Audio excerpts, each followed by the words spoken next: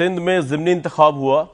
ये इस लिहाज से इंटरेस्टिंग है कि ये मेजर किया जा रहा है बेसिकली कि गवर्नमेंट कितनी पॉपुलर है या अपोजिशन का अलायंस या अपोजिशन कितनी पॉपुलर है इस वक्त। बड़ा हैरानकुन नतीजा है। PS 88 मलीर कराची की सीट अगर आपके साथ शेयर करूं तो यहां से पाकिस्तान पीपल्स पार्टी जीती पहले भी थी, लेकिन अब जो मार्जिन है और जो PTI का शिकस्त का मार्जिन है वो जमीन आसमान का फर्क है। पाकिस्तान पीपल्स पार्टी ने पहले 22,561 वोट लिए जो गैर सरकारी नताइज मेरे सामने हैं, लेकिन अब की दफा उन्होंने उनके वोट बढ़ गए 24,251। ये बात ज्यादा इंपॉर्टेंट नहीं, ज्यादा इंपॉर्टेंट बात यह है कि पाकिस्तान तहरीक इंसाफ ने इस सीट से लास्ट इलेक्शन में 16,386 वोट लिए थे, जबकि अब वो 16,000 से ड्रॉप होकर उनकी पॉपुलैरिटी जो है मलीर PS 88 के अंदर सिर्फ 4,870। तो लास्ट इलेक्शन में जिस जगह से 16,386 वोट लिए थे पाकिस्तान तहरीक इंसाफ ने, इस वक्त उनकी वहां पोजीशन है 4,870। इसी तरह PS 43 सांगड़ सिंध का रूरल एरिया का रिजल्ट गैर सरकारी मेरे सामने मौजूद है। पाकिस्तान पीपल्स पार्टी यहां से भी जीत गई, अपनी सीट वापस ले गई है, लेकिन उनके वोट बढ़े हैं। पाकिस्तान पीपल्स पार्टी के 44,737 पहले लिए थे 2018 के इलेक्शन में, अब उन्होंने 49,571 वोट लिए हैं, ऑलमोस्ट 5,000 वोट बढ़ा है। जबकि पाकिस्तान तहरीक इंसाफ का जो अलायंस था हमायत करदा GDA, इसने लास्ट इलेक्शन में यहां पे 28,500 वोट लिए थे, लेकिन अब वो अलायंस जो है पाकिस्तान तहरीक इंसाफ का हुकूमती अलायंस GDA, उनका तायद कुंदा अलायंस जो है, उसके भी वोट कम हुए और वो आ गया है 6,931 पे।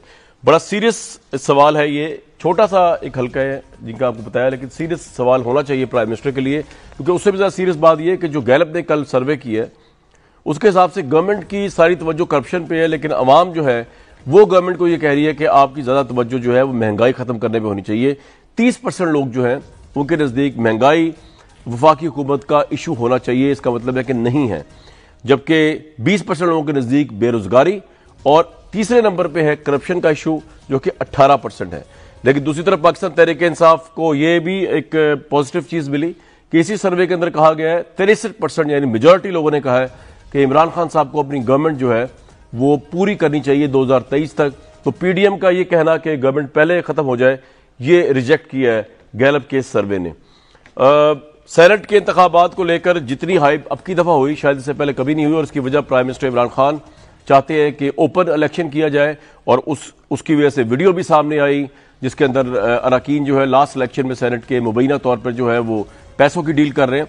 और सुप्रीम कोर्ट के अंदर एक केस दायर किया वफाकी हुकूमत ने अपने सदारती रेफरेंस के साथ साथ, जिसकी आज बड़ी इंटरेस्टिंग हियरिंग हुई, जिसके अंदर अटॉर्नी जनरल ने इंकशाफात किए कि बेसिकली दुबई के अंदर हुंडी के जरिए पाकिस्तान से दुबई के अंदर पैसों की ट्रांजेक्शन हो रही है, होने के लिए तैयार खड़ी हुई है सेनेट के इलेक्शन को लेकर। आज क्या हुआ सुप्रीम कोर्ट में आपको मैं बताया था। सुप्रीम कोर्ट ने कहा कि जिस जमात की सेनेट में जितनी नशिस्तें बनती हैं उतनी ही मिलनी चाहिए, और कोई जमात तनासब से हटकर सीटें जीत ले तो सिस्टम तबाह हो जाएगा। जिसके ऊपर इलेक्शन कमीशन सेनेट इलेक्शन पर इलेक्शन आर्टिकल 225 का इतलाक होता है, जबकि आर्टिकल 218 कहता है इलेक्शन शफाफ कराना इलेक्शन कमिश्नर की या इलेक्शन कमीशन की जिम्मेदारी है। वोटों को खुफिया रखने का मतलब यह है कि हमेशा खुफिया रखेंगे, कास्ट किए गए वोट कभी किसी को दिखाई नहीं जा सकते। ये इलेक्शन कमीशन का जवाब था। उन्होंने कहा कि वोटों को खुफिया रखने का मतलब यही है कि खुफिया रखा जाए, और उन्होंने कहा तरमीम के अलावा इसमें कुछ हो नहीं सकता। वोट देखने के लिए इलेक्शन कमीशन ने यह मौका इख्तियार किया सुप्रीम कोर्ट के आगे, आर्टिकल 226 में तरमीम करना होगी, अदरवाइज वोट ता क़यामत ही खुफिया रहता है। यह बड़ी इंटरेस्टिंग चीज थी, और जो अटॉर्नी जनरल ने जो बात बताई वो भी बड़ी इंटरेस्टिंग है, आपको मैं बता चुका हूं। ये तमाम डेवलपमेंट्स पाकिस्तान में है। 3 मार्च को इलेक्शन होने जा रहा है, और कौमी और पार्लियामेंट की तरफ सबकी निगाह लगी हुई है, अदालत की तरफ सबकी निगाह लगी हुई है। हालांकि लगली पार्लियामेंट की तरफ चाहिए थी कि वो क्या करती है, लेकिन अदालत इससे पहले फैसला दे। मरियम नवाज साहिबा ने पिछले कुछ दिनों में ट्वीट्स कर करके अदालत को कंट्रोवर्शियल करने की कोशिश की, जिसके अंदर पाकिस्तान तहरीक इंसाफ बहुत खुल के बोली। मरियम नवाज साहिबा ने कहा, how can ECP rethink something that's इनिश in the constitution, this and that. ECP like all institution is bound by article 236 of constitution. और उन्होंने अदालत पे भी बात की, जिसके बाद शहबाज गिल साहब का ट्वीट आया कि नवाज शरीफ साहब की साहबजादी की सुप्रीम कोर्ट को धमकियों की कोशिश, मोहतरमा हमेशा जिद्दी हैं, भले जबरदस्ती मेडिकल कॉलेज में दाखिला हो या चाचा को हटाकर पार्टी दाखिला, ये वो या सुप्रीम कोर्ट पर हमला। तो पाकिस्तान के अहम तीन मसाइल पार्लियामेंट के बजाय इवन जो इशूज पार्लियामेंट के अंदर तरमीम के जरिए हल होने हैं वो भी जा रहे हैं सुप्रीम कोर्ट ऑफ पाकिस्तान में, जो कि पार्लियामेंट की बालादस्ती की बात नहीं है। शहबाज गिल साहब, अगर आपसे पहले शुरू कर ले, मैं अभी कराची का रिजल्ट सुना रहा था। उसमें आपकी पॉपुलैरिटी कम हुई है। इस बात को छोड़ देते हैं कि पीपल्स पार्टी के एक सीट पे, कराची की बलीर की सीट पे 4,000 2,500 वोट बढ़े, लेकिन आपके वहां पे 16,386 से घट के 4,000 हो गए। आपको लगता है गवर्नमेंट को अपनी डायरेक्शन महंगाई की तरफ करने की जरूरत है, अनएम्प्लॉयमेंट की तरफ करने की जरूरत है? ये एक अवाम ने आपको पैगाम दिया है, डायरेक्शन सही नहीं है? कामर साहब देखिए, आप माशाल्लाह पढ़े लिखे हैं और आपको इस बात का पता है कि कई दफ़ा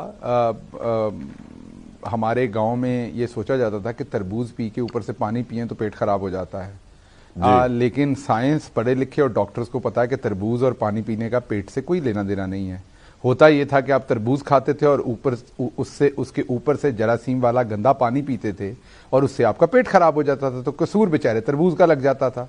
इसी तरीके से यहां कोई नहीं कह रहा कि महंगाई नहीं हुई, महंगाई बिल्कुल हुई है। और वो क्यों हुई हम हमेशा एक्सप्लेन करते हैं, रुपए की कीमत गिरी और वो क्यों गिरी वो भी एक्सप्लेन करते हैं। लेकिन उसके साथ साथ महंगाई का जो ज्यादा रिस्पॉन्सिबिलिटी आती है वो आपकी प्रोविंशियल गवर्नमेंट, जैसे पंजाब में हमारी है तो हमारी जिम्मेदारी आती है पंजाब के अंदर, सिंध में पीपल्स पार्टी की है तो पीपल्स पार्टी की आती है।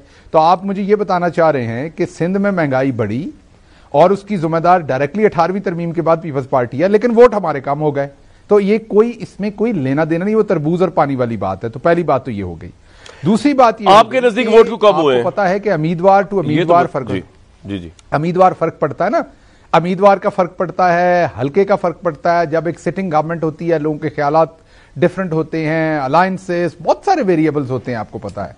सेम उम्मीदवार नहीं होता, सेम ट्रेंड्स नहीं होते इलेक्शन के। आपकी एक सिटिंग गवर्नमेंट होती है, उसमें डिफरेंट होती है। आप अगर ये देखें, बहुत सारे इलेक्शन जिमनी जो हुए, हमने जीते या हारे पंजाब के अंदर, उनमें हमारे वोट बहुत जगहों पे बढ़े, कई जगहों पे नून के कम हुए, बढ़े। तो ये जिमनी इलेक्शन कभी भी डिपिक्शन नहीं होता।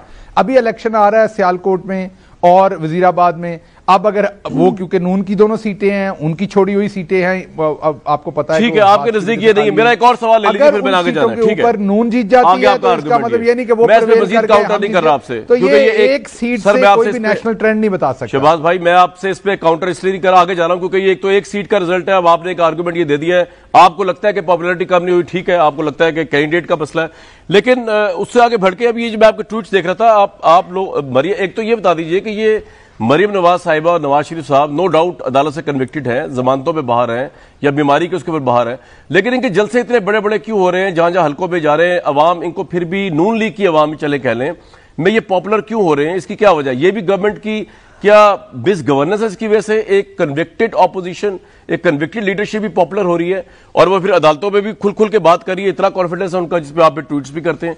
इसकी क्या वजह है कि इनको नून लीग ने एक्सेप्ट किया हुआ? अभी भी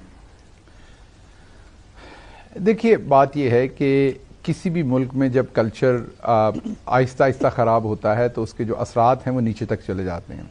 और अनफॉर्चुनेटली आपको पता है कि स्टॉकहोम सिंड्रोम एक डिजीज़ है जिसमें जो आपका अब्यूज़र होता है आप उसी से मोहब्बत करते हैं। आप और मैं ये बहुत अच्छी तरह से जानते हैं, बहुत सारे लोगों को पर्सनली जानते हैं। जो क्रिमिनल है, मैं इस खानदान को छोड़ देते हैं, वैसे क्रिमिनल हैं, भत्ता लेते हैं, कत्ल किए हुए हैं। मतलब मैं एक फैमिली को जानता हूं जिन्होंने कुछ 100 से ज्यादा कत्ल किए हुए हैं और वो सियासत में अब उनकी तीसरी पुश्त है। और उनकी जो उनकी फेमस होने की वजह है वो ये है कि वो कब्जे लेते हैं। अगर आपका कब्जा है तो पैसे लेके कब्जा छिड़वा देंगे। उनके दादा ने पहले कोई तकरीबन 30-40 लोगों का कत्ल किया था, फिर बेटे ने किया, अब तीसरी नस्ल कर रही है। वो पॉपुलर है, वो हर दफा वहां पर इलेक्शन जीतते हैं। आप उनके सामने इमाम मस्जिद को खड़ा करें, वो हार जाएंगे। स्कूल टीचर को खड़ा करें, हार जाएंगे।